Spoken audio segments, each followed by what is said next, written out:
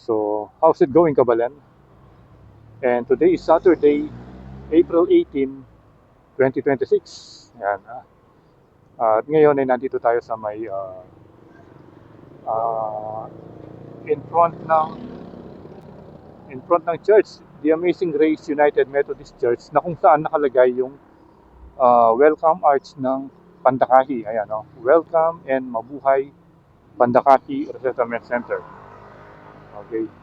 So, for today's video ay gagawa tayo ng mga series of vlog tungkol sa mga resettlement dito sa Pampanga. Uunahin natin itong Pandakaki Resettlement Center. At ito ay located sa may Mexico, Pampanga. Yan. Dito yan, siyempre, sa Pandakaki. So magbablog tayo dito at ipapakita ko sa inyo kung ano na yung itsura o latest update ng mga resettlement simula nung itatag ang mga ito, bunga ng pagsabog ng Mount Pinatubo. So that's 1991 at medyo matagal-tagal na rin. At yan ay muli natin papasyalan para maipakita ko sa inyo kung ano na yung itsura at magkaroon kayo ng idea kung halimbawa dito mo kayo tumira ng mga ilang taon din and then pumalis na or nakapag-abroad na, at least parang nakapunta na rin kayo. So ito yung mga gagawin nating vlog ngayon. Gaya nga ng sabi ko, marami yung mga resettlement sa Pampanga na naitatag ever since na yun, yung pumutok yung Pinatubo. Lalo na yung kasagsagan ng Lahar. So, marami yan. Meron din sa Magalang, sa Porac, saan pa ba? Sa Bamban, parang ganyan. So yun, para ma-update ko rin naman kayo kung ano ang itsura at parang nakapunta na rin kayo. So tara, umpisa na natin ang ating pagtutur dito sa Pandakaki Resettlement Area. Welcome and Mabuhay Pandakaki Resettlement Area.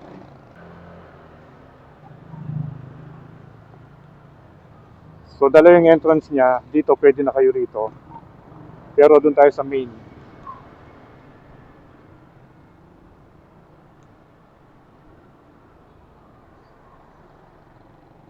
Pero dito alam ko hindi pa kasali. Hindi pa kasali sa resettlement yung dito yung mga bahay dito. Yung sa left and right. Doon pa yata mag-start.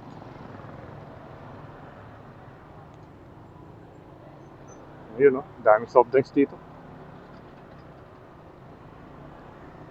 Ito ano kaya itong bodega nito? Parang ironworks yun eh. ML Warta Padala. Ito, dito na. Dito na tayo mag-start. Itong diretsyon yan, shortcut yan, papuntang Barangay Utod. Yun, kung ayaw yung dumaan doon sa may San Jose na matraffic, pwede kayo doon. Ayan, no? Dito, halos mga business establishment na yung mga naka yung mga nakapwesto dito sa may commercial area. Ayan. So masaya rito, lalo na kapag gabi, dito sa may bandang palengke. At marami na rin yung mga malalaking bahay na naitayo rito.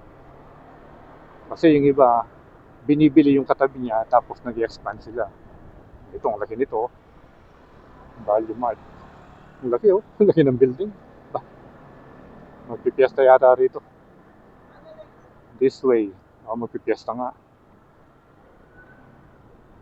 Ito. Wala. Food bazaar. So, bawal dito. At ito naman yung school. Ikot tayo.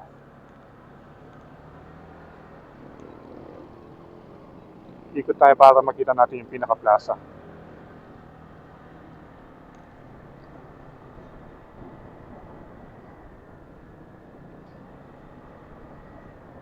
And I think dito yata yung pinaka nila.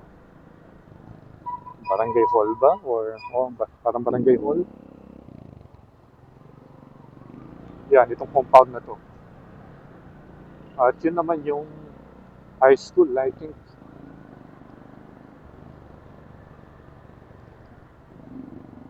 Yun, daming rep dito. Ayan, dito na yata yung high school. Kaliwa tayo rito. Para makita natin yung pinaka barangay hall ba? O ito yung simbahan. No? Ang ganda.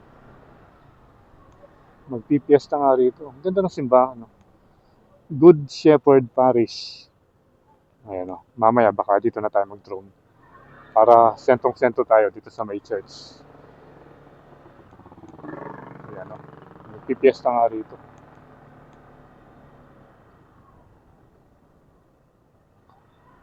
At I think dito yung pinaka munisipyo. Wala na yata ang daan doon. Meron pa. Wala na yata. Wala na yata ang daan. Meron pa yun. Ayan o. Nasaan ba yung pangalan? Wala siyang pangalan. Pandakaki SK Building. Meron palang sariling building yung Pandakaki. Tapos dito, Senior Citizens Office. Barangay Pandakaki. And then dito yung mga yung mga stall. Street food. Mamaya niya, siguradong masaya dito.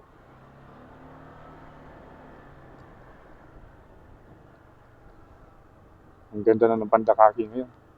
Ano bang name ng school na to? Ito. Ito pala yung pangalan niya. At ito yung plaza. Ayan, no? I love Pandakaki.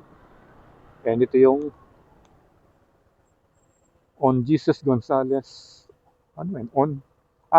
Don Jesus Gonzalez High School. Ayan. Ang ganda rin ng school nila. At ito nga yung pinaka-plaza. Ayan. Punta pa tayo dito. Ito naman yung yung elementary school. So magkatabi lang sila ng high school at saka elementary school. Ito. Pandakaki Resettlement Elementary School. Ayan. Ang laki rin, no? Ang lawak din. Wala pang masyadong tao dito sa dahil mainit eh. Mamayang hapon yan. Marami ang magtatambay dyan.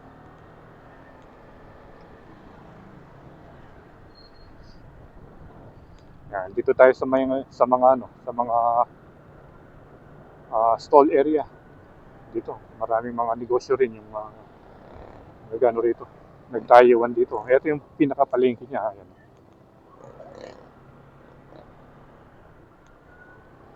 Ayan, no? Ganito na ngayon yung itsura ng Pandakaki Resettlement Area as of August 18, 2026. Pero mamaya babalik pa tayo. Titignan lang natin yung dulo doon and then balik ulit tayo doon para makapag-drone at makita yung aerial view nitong Pandakaki. Dito, kakanan naman tayo rito. Palawan Pawn Shop. Ayan, I think yung sa dulo nito, papunta na ng yung Tangle. Ayan, Barangay Tangle. So, parang wala na rito. Balik na lang tayo doon sa may maraming mga kainan.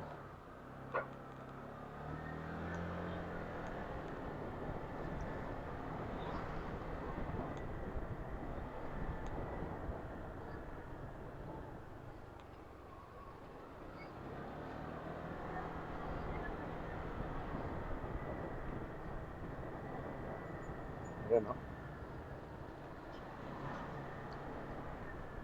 So, kung halos kumpleto na rito, kahit hindi ka na pumunta sa may pinakasyudad sa Angeles, dito marami ka na mabibili. Or hindi na kailangan pumunta ng Magalang, which is yun yung pinakamalapit na palengke sa Magalang Town. Dito, halos kumpleto na yung mga kakailanganin mo. Hills of Glory International Christian Center. Ang laki ng building, oh.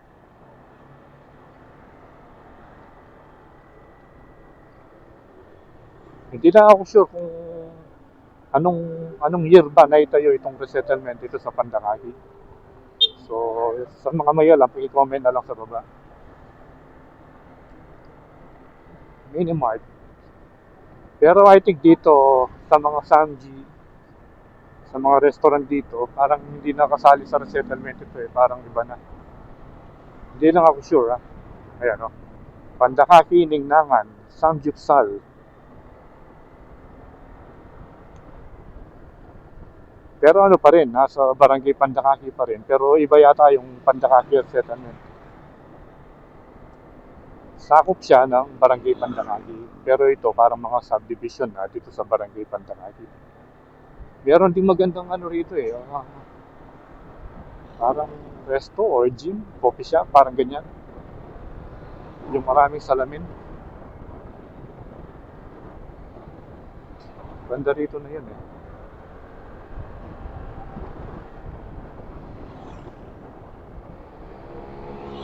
Nasaan na ba?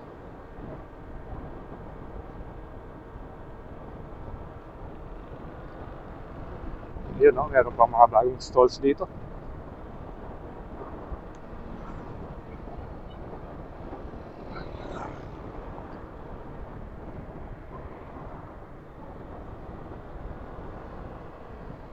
Rason. Yan, no? Masarap yung ano dyan, halo-halo, tsaka alabok, dinuguan, yan.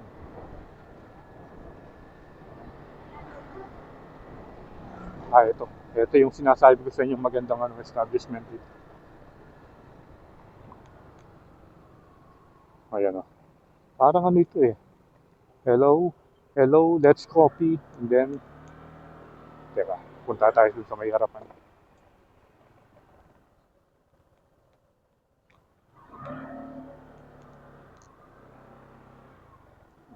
Ayan, no? Tingnan nyo kung gaano kaganda. Diba? Ito, coffee shop at saka gym yata yun eh. Gym yung sa ilalim. Doon sa taas, coffee shop. And then, dito, ano ito? Unlimited ba to? Undefeated. Undefeated. Undefeated gym pala. Kala ko kanina Samji. So, punta na tayo doon sa ano, doon sa may plaza at doon natin kukunan ng aerial shot. At least naipakita ko sa inyo yung itsura ng Pandakagi Settlement hanggang doon sa may undefeated gym.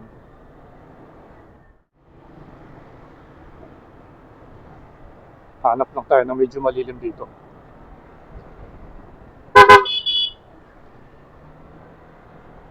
Para makunan natin ang drone shot.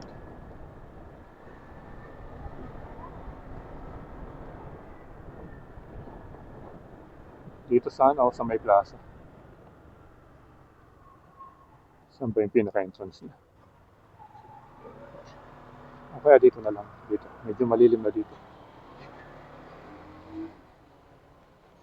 Dito sa may tabi ng elementary school. Pero parang maganda doon sa may church. Punta tayo doon. Ang ganda ng kolong-kolong, oh. Armasyog.